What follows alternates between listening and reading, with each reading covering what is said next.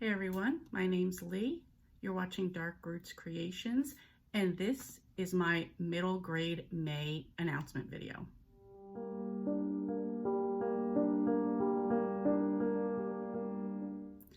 So Elizabeth asked me to be a host this year, so thank you very much. I really appreciate it. I love middle grade, so I was planning to participate anyway, so this just adds to my fun.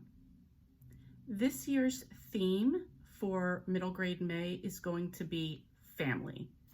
So not only the letters F-A-M-I-L-Y that each stand for something, but also for each book to represent family.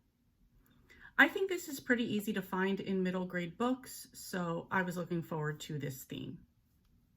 So basically, I'm going to give each prompt, and then I'm going to give 2 suggestions of books for that type of prompt. Just a heads up right off the bat, as long as you read 1 book that is middle grade, you've participated in middle grade May. We just thought this would be a little bit more fun to have prompts that could maybe challenge you or guide you a little bit more. First up, we have F for found family. This is a group of friends or other people that you'd come together to get to know as the family you've chosen, as opposed to your biological family. The first suggestion I have for this is The House in the Cerulean Sea by T.J. Klune. This is about a man named Linus whose mundane life takes him on an assignment to a remote island to check on the welfare of some unwanted and dangerous children. His job is to keep these children safe, and in doing so, he discovers an unlikely family in an unexpected place. I read this book, I think, last year. I loved it. So sweet. Absolutely recommend. The second book I have for found family is Percy Jackson and the Lightning Thief by Rick Riordan. After finding out he's a demigod, Percy is sent to Camp Half-Blood to discover his father is Poseidon, god of the sea. Tasked with the quest, Percy and his newfound friends take off to solve a mystery that leads them into epic battles with monsters all over the United States. I've also read Percy Jackson, the entire Percy Jackson and the Olympian series, as well as the spin-off series. Really enjoy this. Absolutely recommend.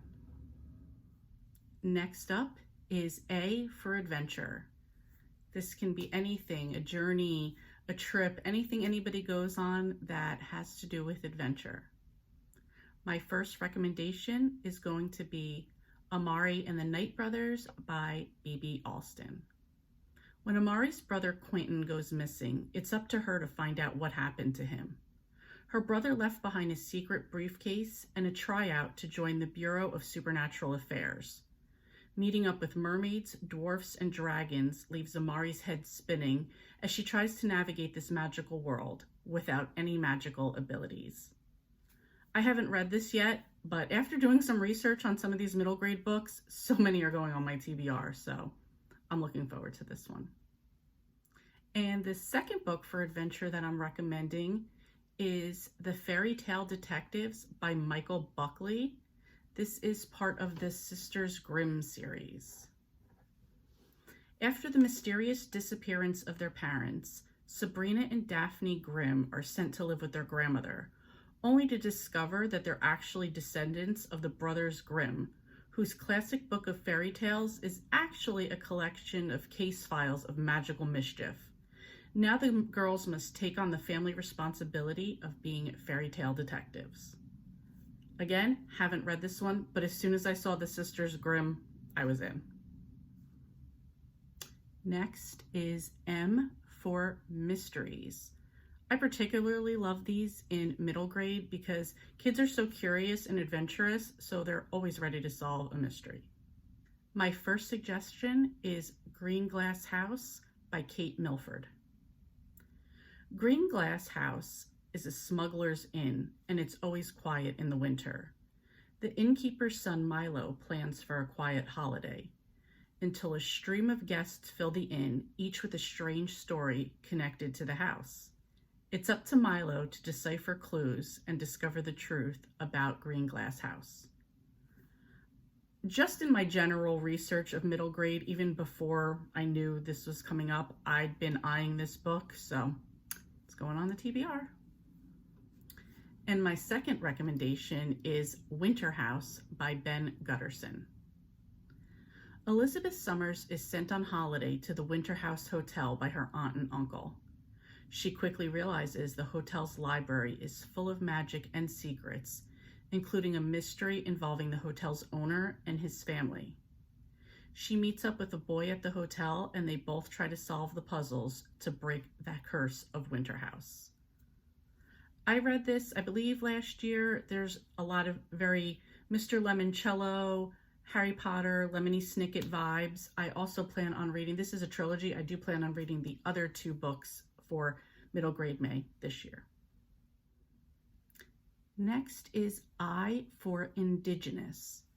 Now, I know most people automatically think Native American Indians, and that's a way you can go, but there are Indigenous people in other parts of the world.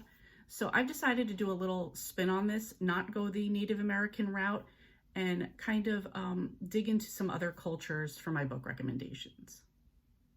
So first up is Charlie Hernandez and the League of Shadows by Ryan Kaleo. Charlie's world is suddenly thrown upside down when the monsters from his grandmother's fables all appear to be coming true.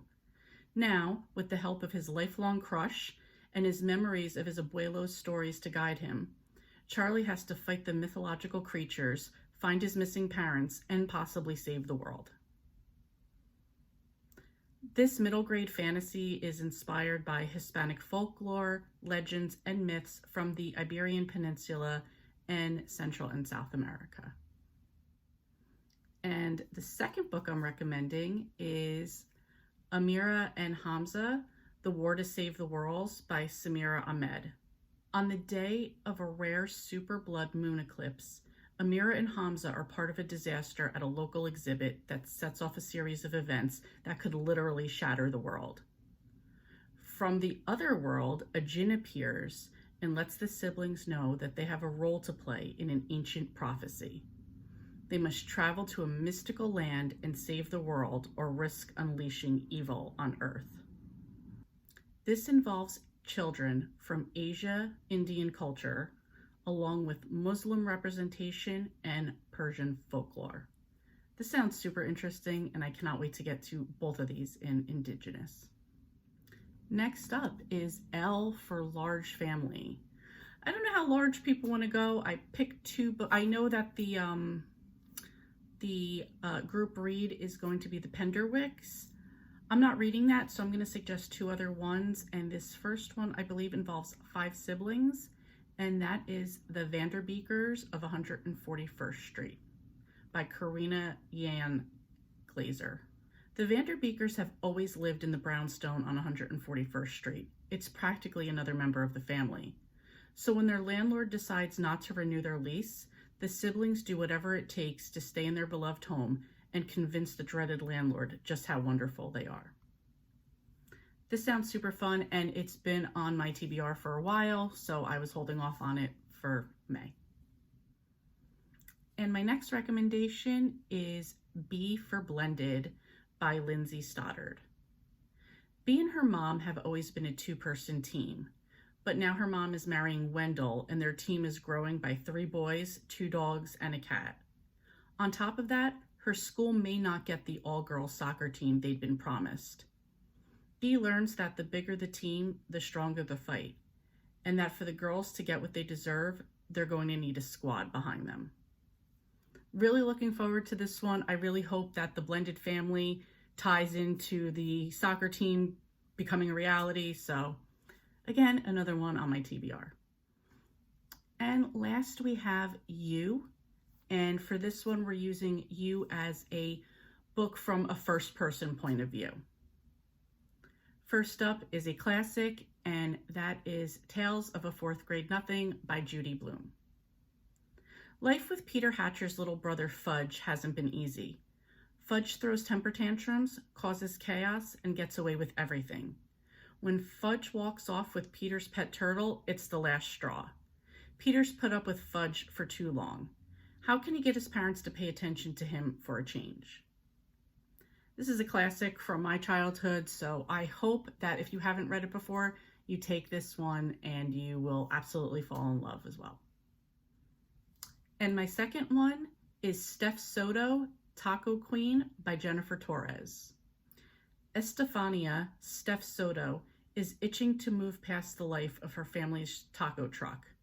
She wants nothing more than for her dad to get a normal job. It's no fun being known as the Taco Queen at school.